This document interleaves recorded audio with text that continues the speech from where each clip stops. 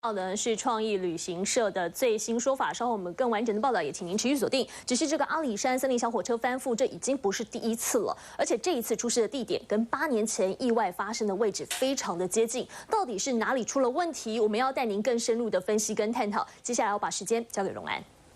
好的，佩玲，各位观众，我们带您来看看这个阿里山小火车今天翻车现场的位置图哦。我们首先看到这个呢，今天发生的时间是在中午的12点17分左右。当时我们要知道，因为现在刚好是阿里山的樱花季，而且呢，现在刚好是这个陆客旅行团的旺季，加上呢中午的尖峰时间，刚好是搭小火车的陆客最多的时候，几乎每一节的车厢、每一班的车次都是呈现满载的情况，所以呢，在意外发生的当时会这么严重，主要就是因为班班客满的原因哦。而当时意外发生的情况是这样子：这一节的这个阿里山的小火车，它是从神木站要开回阿里山站的这条路上，没有想到呢，才出发没有多久呢，当时从旁边就有一棵大树倒了下来，直接打中了是第7节车厢。当时呢，车厢的顺序是这样子：这是第5节、第6节、第7节、第8节。好，倒下来的树木直接打中了第7节的车厢，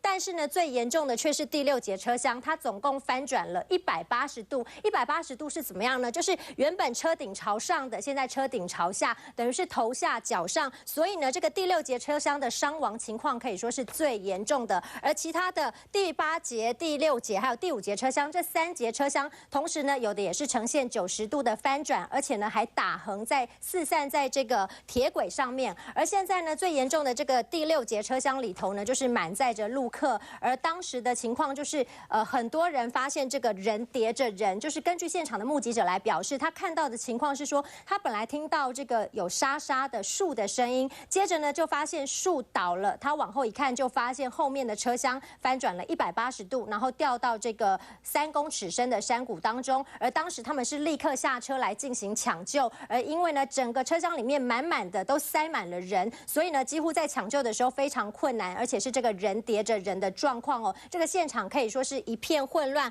而现在呢，抢救会比较困难的原因，是因为有许多的人他是被这个压在车厢里头，动弹不得，所以呢，光是要把人拉出来就已经很难了。再加上呢，上阿里山的路其实非常的狭小哦，一般大型的消防车是没有办法上去的，所以呢，现在只能透过中小型的救护车上山来驰援。而为了呢加速救援的时间，所以呢，这个海鸥直升机呢也是从这个水上机场来出发。另外呢，台南的空勤队也是从台南的机场来出发，一共派出了这个直升机直接到现场进行这个吊挂救援，把伤者的这个受伤的民众呢送往山下来进行医治。而现在呢，最近的一个这个医疗点就是在石桌的医疗站哦，距离这个出事的地点大概有半个小时以内的车程。所以呢，现在这些受伤的民众是被送往了石桌，最近的呢是送到石桌医疗站，再来呢就赶快被外送到包括了嘉义市的圣马尔定医院，还有嘉义基督教医院以及嘉义的荣民医院等等。而目前就我们得到的最新消息是，这一起意外呢已经造成了5名的这个民众死亡的不幸消息，还有60多个人现在是轻重伤，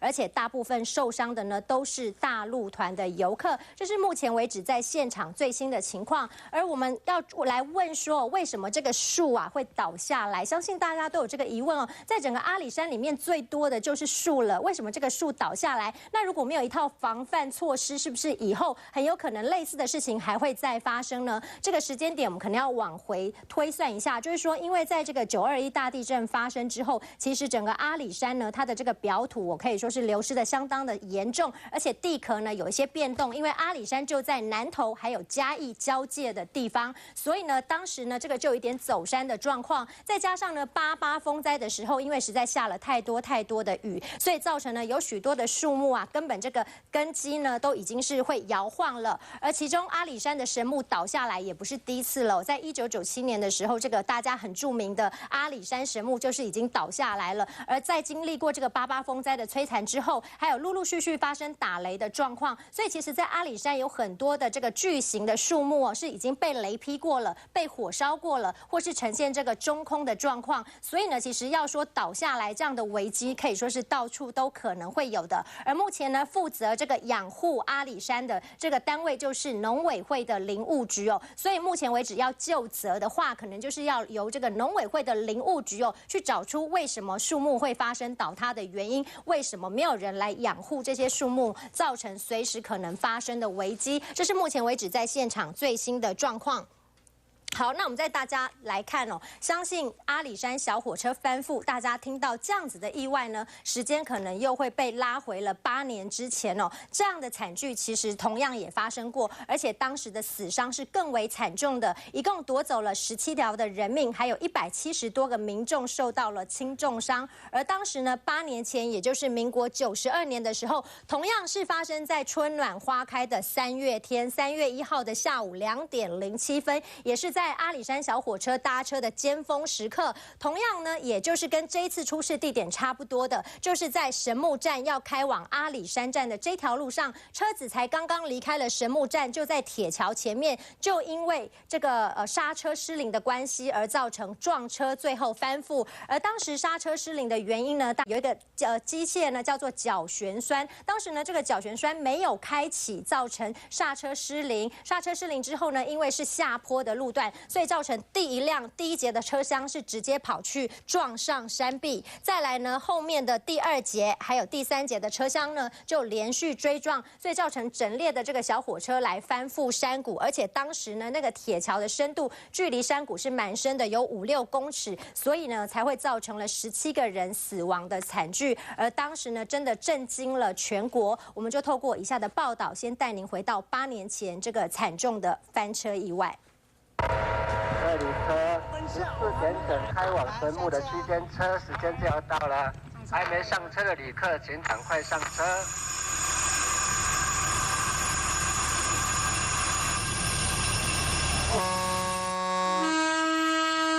就和平常一样，通往神木支线的阿里山小火车挤满了准备前往仰望巨木群的游客，但这几10年来如一日的观光行程，却在3年前的一个周末下午变了样。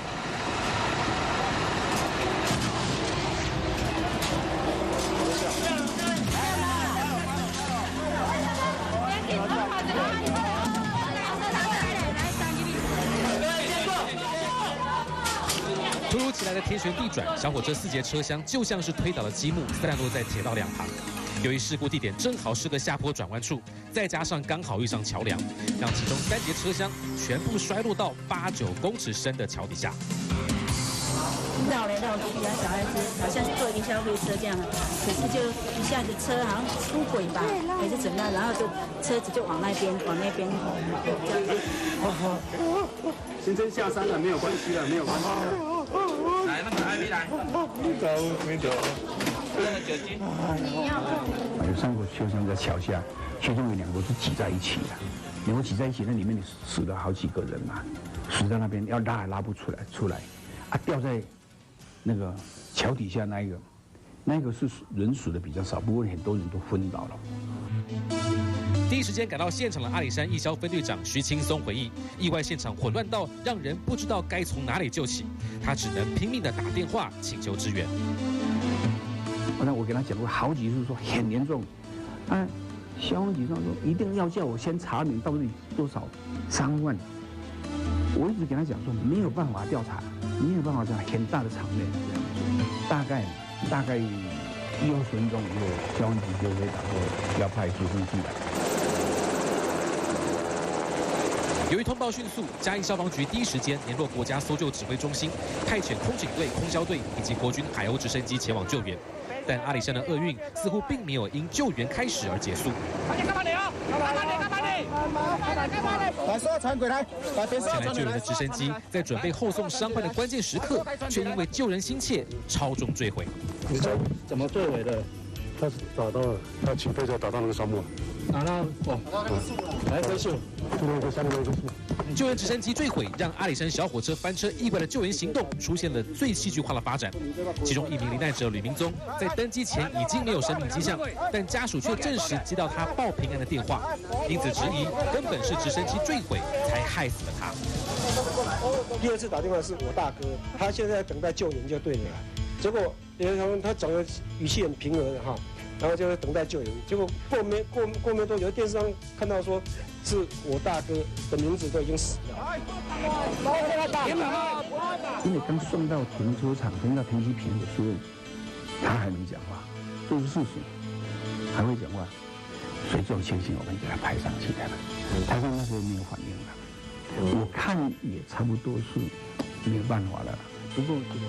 亲手将吕明宗抬上直升机的阿里山义消分队长徐青松事后回忆，让这起死者拨打01电话的传言终于真相大白。刹车问题，是不是刹车？是车况吗？还是你实在开得太快？这起阿里山有史以来最严重的翻车意外，检察官在当天就证实是人为疏失酿祸。小火车检验时在发车前忘记将攸关列车刹车的绞旋塞打开，导致小火车在出发之后根本没有刹车。而列车长以及正副驾驶也因为疏忽而没有及时发现，成了间接凶手，因此分别因业务过失致死罪判处3年以及2年6个月的徒刑。嘉义领管处处长则被弹劾调职。短短5分钟的车程，2.8公里的距离，这起翻车意外毁了17个家庭，也翻出了一连串阿里山小火车的管理问题。好，我们刚刚看到的呢，是在这个民国92年的时候所发生的阿里山小火车翻覆意外，当时是刚好在事隔3年的时间之后呢，我们所做的这个检讨的追踪报道。而我们再把时间拉回到现在哦，为什么2次的意外，每一次在阿里山小火车的翻车都会造成这么严重的情况？主要呢，我们要来看一下这个阿里山火车它的这个路线还有建造的方式哦。因为呢，这整个阿里山的这个铁道，它是全世界3大高山铁路之一，历史相当的悠久哦，在民国的元年就已经来建造了。当时是在日本时代呢，就是为了要运送这个森林里面的树木，所以才建造了这条阿里山小火车的路线。但是呢，整个建造的过程可以说是相当的困难。为什么？因为呢，这个高度相当的高，它最低的地方呢是海拔30公尺的地方，是在嘉义，而最高的海拔到了2000多公尺的阿里山。我们要想想看，从30公尺建到2000多公尺的这条铁路有多么的难盖。所以呢，当时一路从这个嘉义的地区开始盖到这个快要到神木这一站的时候呢，就遇到了困难哦，因为当时呢这个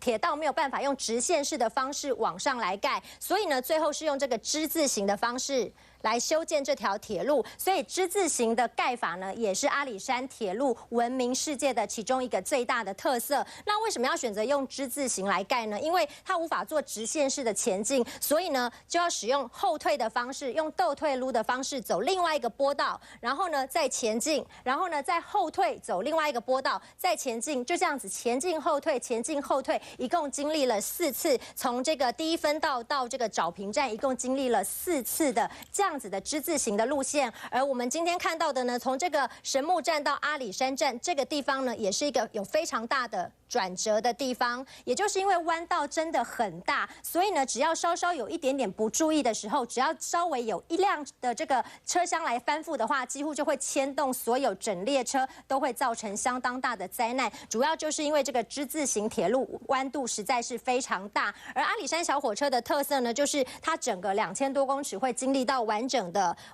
热带林、暖带林还有温带林，所以呢，只要坐着这一趟的这个阿里山小火车铁路，就可以看到非常完整的从这个热带到温带的这样子的不同的生态风貌。所以说呢，这是一个台湾非常珍贵的资产。但是呢，每一次非常严重的悲剧也都是这样子来发生的。那主要阿里山的这个养护问题，真的大家都要来注意了。而之前8年前的这个阿里山小火车翻覆的惨剧，其实到现在后续的问题到现在都还没有结束哦。怎么说呢？因为呢，当时就是追查出原因之后，发现是人为的疏失所造成的。当时呢，这个林务局一共是被刑事判决判赔了1.5亿元。哇，1.5亿元真的是个天价哎。那1.5亿元当时呢，因为确定是人为疏失，这个绞旋栓没有开启的关系，所以以呢，这个林务局决定就向这个疏失的员工来索赔，而其中有4名的员工遭到了林务局追讨1.5亿元，包括了列车长，还有呢检车士等等4个人。而这4个人呢，其中列车长他已经病逝了，而另外1名检车员他在出狱之后呢，也因为受不了这样庞大的压力，因此呢寻短见，现在已经离开人世了。所以呢，现在林务局要把这个剩下来的赔偿向他们的子女陆续的来追讨，所以现在等于4名员工身上都背负着3700多万元的这个求偿的债务，可以说是压力非常的大。带你一起来看看。92年3月1号的下午，满载着200多名旅客的阿里山小火车，因为刹车失灵，高速冲撞山壁之后翻覆，造成了17人死亡、202人轻重伤的惨剧。家属现场招魂，哭断肝肠。而林务局方面付出将近1亿5千万元的巨额赔偿。由于刑事判决认定列车长苏银福、检车工温福明等4人有过失责任，因此转向这4名员工求偿，各需赔偿3700多万。不过苏银福在刑事判决确定前病逝，检车士温福明出狱后服药自杀身亡，所以2个人的妻儿子女要负担连带赔偿责任。那本件因为这些被告呢，他之前是这个阿里山小火车受雇的，那这个原告呢就根据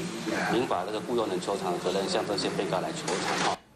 面对天价的求偿金额，蔡姓驾驶的妻子说她不知道怎么赔起。不过林管处的求偿动作并没有软化的趋势，还是要执行这些金额的赔偿问题的。是，那后续我们还是要依照法院的判决结果来处理。那我们也答应说，我们在联警范围内会来跟他们协助处理这件事情。由于检车工温福明的2名子女都未成年，今年新修正的民法中规定，未成年子女可以不用背负父母的债务。法院方面表示，这个部分可以在上诉的时候提出。三新闻廖无雄加以报道。好，我们看到这个8年前的人为疏失，现在这些人面对天价的索偿，而现在8年后，同样的小火车翻覆意外树倒了，到底是谁要来负责呢？相信这个是之后大家持续关注的焦点。而8年前的意外呢，这个之字形的铁路，也就是著名的阿里山蹦表这个奇景，曾经是阿里山铁路的骄傲，但是当时呢，却因为这样弯度过大的关系，也造成了许多人的伤亡。而8年之后呢，同样的阿里山神木也是我们的骄傲，但是这个树木倒了呢，却也造成了死伤的惨剧。所以陆续的养护问题，还有求偿问题，还有到底谁要来负责呢？请您持续来锁定3立新闻。这是目前为止我们掌握到最新的阿里山小火车翻车的情况。我们先将时间交还给佩玲。好，谢谢荣安带我们关心这一起重大意外，在后续方面我们会带您持续的追踪。